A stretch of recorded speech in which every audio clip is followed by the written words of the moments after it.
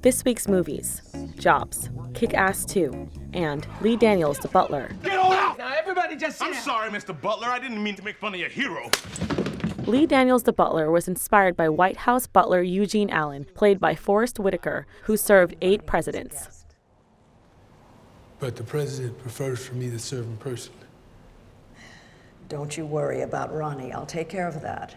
In his review, A.O. Scott writes, "The history of racism in America, and of efforts to overcome it, is usually addressed by Hollywood with a solemn, anxious, churchly hush and flattened into a tableau of villains and saints." Sidney Poitier is a white man's fantasy of what he wants us to be. Mr. Daniels and the screenwriter, Danny Strong, understand that both the horror and the heroism are connected with everything else that makes America such a complicated, interesting, appalling, and glorious place.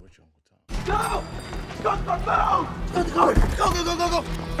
It's amazing! Directed by Jeff Wadlow, Kick-Ass 2 is the sequel to Kick-Ass, a movie about geeky vigilantes who dress up as superheroes and now have to fight the world's first supervillain. Oh my god. Marty? Yeah. In her review, Manola Dargis writes, "There's no story to speak of, just a familiar title, recycled characters, and carnage." You want to beat people up for me?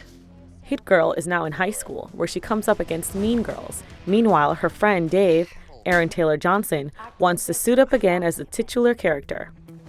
That's it, plus violence, that's used more realistic than cartoonish. Is my project. It's mine. And they're taking it away from me? Jobs is a biopic starring Ashton Kutcher as Steve Jobs, tracing the Apple co-founder's career. Apple. Excuse me? Apple like the fruit? The fruit of creation. In her review, Manola Dargis writes, "Fuzzed up and hunched over, Mr. Kutcher looks somewhat like the young Jobs, and there are moments, as when he slides a small, devious look in the direction of another character as if guiding in a knife, that the casting seems more than a matter of bottom-line calculation." Nobody wants to buy a computer. Nobody. How does somebody know what they want if they've never even seen it? But Mr. Kutcher doesn't have the tools that some actors use to transcend weak material, and either he didn't receive any help or didn't allow any real direction from Mr. Stern. We're both businessmen that operate from our gut.